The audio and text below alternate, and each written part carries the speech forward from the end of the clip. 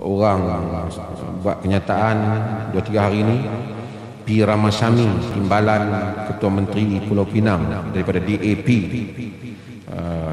YB Shatis daripada DAP, dan beberapa aktivis mereka yang mengaitkan tentang pencolekan, seolah-olah memaksa budak-budak menganut Islam, yang bermula daripada dikaitkan banyak pihak dan dimasukkan juga pihak yang terlibat itu ialah pihak berkuasa agama di negeri Perlis.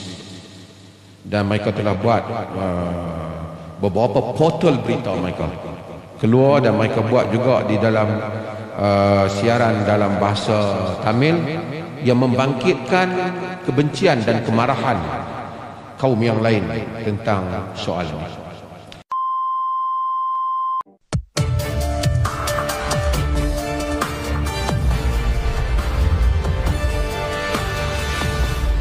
Subscribe dulu yang belum subscribe. Selamat menonton. Enjoy. End of flashback. Sebelum saya nak pergi, saya nak supaya hal ini tuan-tuan kena faham keadaan dunia ni.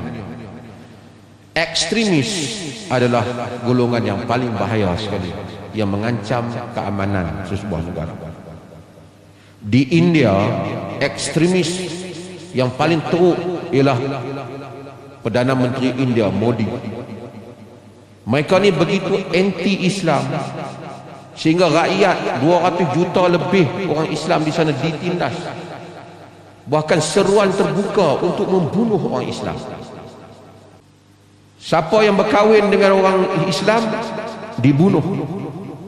Dan berbagai-bagai kes sekarang jadi kes international untuk boleh baca kekejaman. Jumpa orang Islam katuk tengah jalan, pukul, bunuh, seksa, rogol. Pelampau-pelampau ni. Kita bimbang pelampau-pelampau yang seperti ini mari ke dalam negara kita. Kita telah hidup harmoni lama. Sebab itu pelampau-pelampau ini jika dibiarkan masuk dalam fikiran, dia akan menimbulkan pemusuhan yang tak berhenti, anti-Islam. Ini saya nak cerita dulu tentang apa yang berlaku dalam dunia ini. Jika tuan-tuan ingat masa PH memerintah dulu, ini bukan saya cakap atas parti politik mewakili, saya cerita apa yang berlaku dalam negara. Kes LTTE, ingat tak tuan-tuan? Pelampau ekstremis ataupun gerila kejam Hindu Tamil yang telah bangkit isunya di dalam masyarakat. Dan banyak report orang buat. Cuma ketika itu zaman PH mereka gugurkan kes ni. Dan kita tahulah senario ketika itu. Macam mana boleh gugur tu? Tak ada, tiba-tiba gugur. Pasal ialah siapa yang menguruskan, kita tahu ketika itu. Okey. Balik pada cerita kita ni. Balik cerita kita. Saya nak pergi cerita ni pun, saya pun baru tahu kisah ni sehari dua ni. Tapi bila dah berlaku, dia kait di media, kait dengan Perlis, saya pun semak balik lah. Baru 2-3 hari lepas saya dapat maklumat yang lengkap tentang. Pada bulan Julai tahun 2020, ada satu orang lelaki Hindu, apa nama dia? Dia datang membawa 3 orang anaknya ke Perlis untuk menganut agama Islam. Dia mengasuh Islam. Memang anak dia ketika itu bawah umur. Tetapi oleh kerana ditanya dia mana mak dia, dia kata mak dia tak tahu ke mana, dia setuju. Dia nak minta anak dia masuk Islam. Jabatan Agama, bahagian pendaftaran mu'alaf, daftarkan dia sebagai orang Islam. Bukan daftar di JPN, daftar rekod. Rekod ni lah pak dia yang bawa. Tak selidik lah nak mak dia mana dah. Pak dia kata mak dia tak tahu pas mana lah. Dia masuk Islam. Dia masuk Islam. Lepas dia masuk Islam, dia pergi, dia serahkan anak dia kepada satu, macam-macam panjang lah anak dia pada pesat pengajian Islam ni. Dia bagi suruh mereka jaga lah apa, panjang cerita dia. Cuma dia ni beberapa bulan kemudian dia masuk penjara. Dan dia masih ada dalam penjara di Macang. Kes dia ambil dadah, bukan dia edah, dia ambil dadah. Jadi dia masuk. Dia patut keluar dalam bulan November ni. Bila hal tu berlaku, budak-budak ni kerana dia telah bagi kepada pihak orang Muslim lain-lain, mak mereka tak muncul apa, pihak Muslim di Pulau Pinang itu telah jagalah budak-budak ni. Jaga budak-budak ni di pusat pengajian agama, dan budak-budak ni elok Islam dia. Saya jumpa dia. Depa cerita pada saya depa nak Islam. Sebelum bapak depa nak Islam, kami yang dulu nak Islam. Pakai tudung elok tuan. Mak dia ni Cindian, yang Cina campur India. Agama dia mungkin Hindu lah, tapi pak dia memang India betul. Jadi bila bunyi macam-macam, kita tak tahu. Mak dia pergi ambil satu perintah mahkamah pada tahun 2021 pada bulan Mac kalau tak silap saya. Kita tak tahu. Pihak pengurusan sana bawa mai ke Perlis. Bila bawa mai ke Perlis, anak mualaf, pak dia masuk penjara, kita jagalah. Lepas tu dengar kata ada orang nak mai ambil lah apa, kita jaga pelihara, jangan bagi orang ambil. Pasal kita tak tahu titah mahkamah ke apa. Titah mahkamah ni sebelum ni, saya tanya anak-anak ni, dia kata 3 tahun mak mereka tak pernah mai jumpa mereka. Saya percaya mak mereka tu taklah dipersalahkan, mungkin dia sibuk, dia apa, tapi dia tak pernah mai. Mungkin ada orang politik ke apa, hasut dia apa, kita tak tahu. Pasal mereka ni duk cari isu perkauman. Dalam tiba-tiba tu muncul bukan dia yang cakap hak yang DAP ni. Ini semua membelakangi jabat apa tu.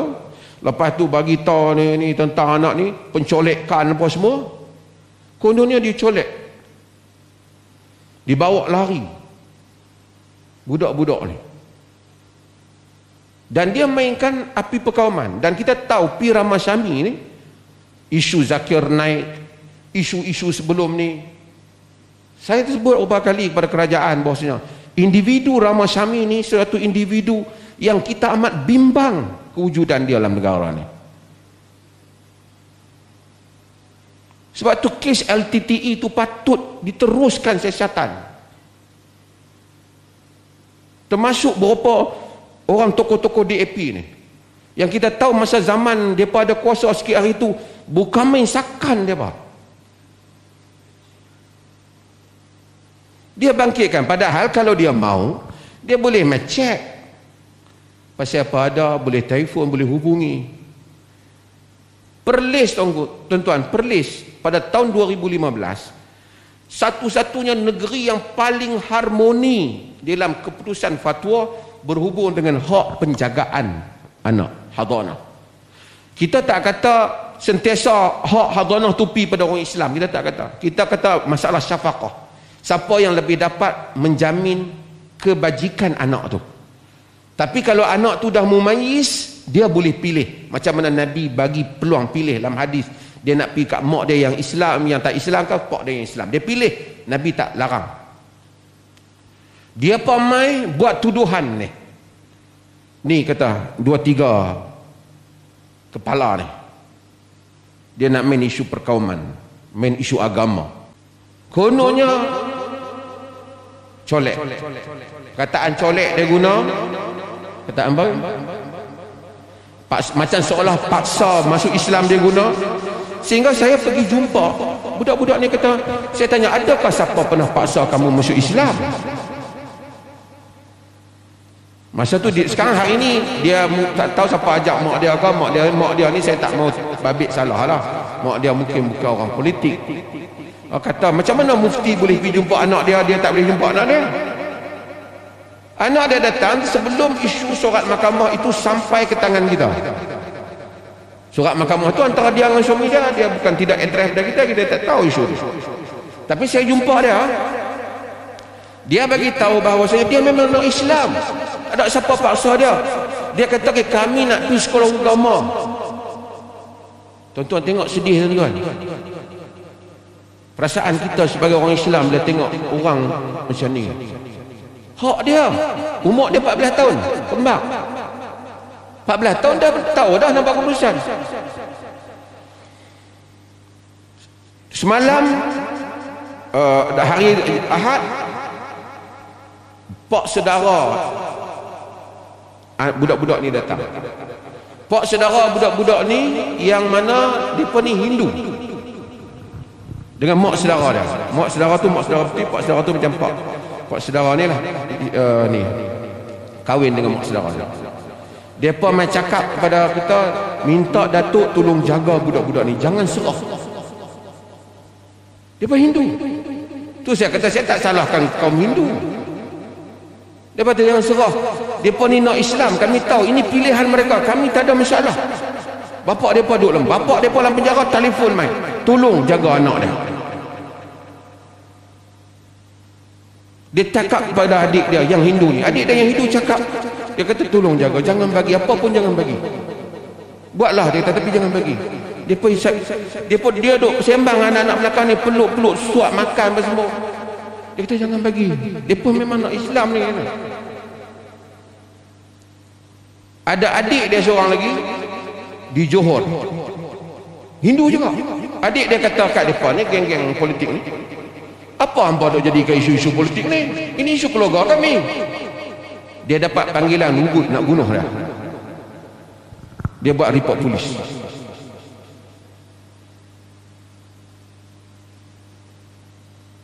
Kemudian mereka gunakan surat mahkamah. Gunakan surat mahkamah. Semalam mereka datang.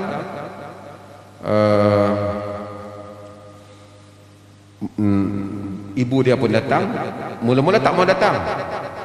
Saya tak tahu apa mereka punya pantang larang mereka. Daripada kenyataan, kesimpulan mereka tu kita tahu satu benda, apa pun jangan pergi ke Perlis. Tak tahu apa benda yang dia takut pasal ni. Dia punya petua mereka jangan pergi ke Perlis. Tapi kemarin ni dia main. Pasal polis kata nak main. Pasal polis bukan berpihak. Polis nak tengok kes tu. Macam mana nak pergi hantar sana sini, budak-budak tu main sini dah. Jadi bila tengok, yang pentingnya nak tengok budak tu nak pergi ke tak. Macam memang daripada surat mahkamah, budak-budak tu menjerit, menangis, tak mau pergi, tak mau ikut mak. Pasal mereka takut. Tuan-tuan tahulah, mereka ni berbagai kemungkinan boleh berlaku. Kita tahulah, kan? Akhirnya buat keputusan, dijaga oleh, buat sementara ni dijaga oleh apa? JKM, Jabatan Kebajikan Masyarakat. Jadi siapa pun tak boleh pergi, mak ni kita pun tak pergi tengok. Dan ada masa depa masih duk buat tuntutan di mahkamah lagi, dan kita pun terpaksa guna macam pihak untuk melihat kes ni. Kita tak ada masalah kalau anak-anak tu kata kami memang nak balik kepada mak kami, kita bagi ya. Kan? Kita tak ada masalah. Yalah, hak bagi tak bagi tu pun bukan, itu kuasa pentadbiran. Tapi masalah dia, anak-anak tu tak mau. Kita bukan nak bertahan, bukan kerana bidang kuasa kita, tapi dia bagi tahu saya tolong bertahan depa nak, kami nak Islam, kami nak pergi sekolah agama. Kenapa mereka nak mainkan isu perkauman? Dan Ramasami, tuan-tuan baca kenyataan-kenyataan dia, memang menyakitkan hati kita sebagai satu masyarakat yang harmoni. Apa yang pemikiran dia duduk dalam negara, majoriti orang Islam, cara, bahasa, cakap, sikap dia sentiasa menunjukkan permusuhan dia dengan masyarakat Islam. Kita bukan kempen pilihan raya, kita tak terlibat dengan pilihan raya. Tapi tidak wajar bagaimana mana orang Islam boleh terlibat menyokong orang yang seperti ini. Kalau dia ada akidah yang betul. Kumpulan ini pelampau. Banyak cara penyelesaian yang baik boleh dibuat. Dia boleh saja, bukan dia tak kenal saya duduk kat sini. Depa semua pimpinan apa banyakkan kenal. Tanya apa cerita tu, boleh kami tahu detail. Sebelum nak kata colek ke paksa ke, tapi dia main, dia buat live dalam bahasa Tamil. Jadi yang tak tahu, depa bagi faham orang apa dia, budak-budak ni masuk Islam sini dengan kita suruh. Isunya bukan kita suruh, bapak dia yang bawa dia masuk Islam. Dia kata umur tak cukup 18 lagi. Betul, tak boleh daftar. Dia pun tak daftar di pejabat pendaftaran. Tapi rekod kita, pasal apa rekod? Kita rekod lah dia orang Islam. Dia tak semesti daftar, dia Islam lah. Satu orang mengucap 2 kalimah syahadah, di sisi kita dia Islam, kita daftar. Kerana bapak dia kata, bapak dia yang bagi, dan bapak dia kata mak dia semua tak tahu pergi mana, daftar, kita terima masa tu. Tak adalah mungkin tak cek detail, tapi isunya bagi di sisi kita, satu orang yang dah mumaiz mengucap 2 kalimah syahadah, dia Islam di sisi kita. Soal pendaftaran tak boleh daftar tu cerita kemudian, 18 tahun kemudian umur dia bolehlah buat keputusan rasmi, tapi tak ada siapa paksa. Dan ini sentimen yang dia main tak habis. Saya bagi tahu ini bukan soal kempen pilihan raya, tapi pihak DAP hati-hati dengan isu-isu yang awak bangkitkan. Jangan main api perkauman yang akhirnya semua orang akan menyesali apa yang mereka buat. Jangan bakar satu benda yang akhirnya akan membakar rumah kamu juga. Nanti kamu akan menuai apa yang kamu lakukan. Jangan tangan kamu berani menyincang jika bau kamu tak mampu menanggung. Dan jangan orang Islam terlibat dengan kumpulan-kumpulan ekstremis yang seperti ini, yang sentiasa mencari jalan yang tidak harmoni di dalam menentukan ataupun jalan untuk kita harmoni dalam kehidupan negara yang macam-macam. Kita orang Islam tak pernah disuruh oleh agama untuk bermusuh dengan orang bukan Islam tanpa sebab. Tak ada. La yanhaakumullah 'anil ladzina lam yuqatilukum fid din wa lam yukhrijukum min diyarikum an tabarruhum wa tuqsitu ilaihim.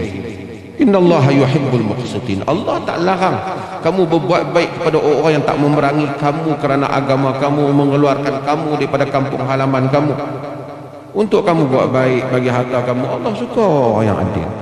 Innama yanhaakumullah 'anil ladzina qataluukum fid din wa akhrajuukum min diyarikum wa dhaharu 'ala ikhrajikum an tawallawhum wa man yatawallahum fa ulaika hum zalimun. Allah larang kamu buat baik kepada orang yang memerangi kamu pada agama kamu. Yakni kamu jangan bersekongkol.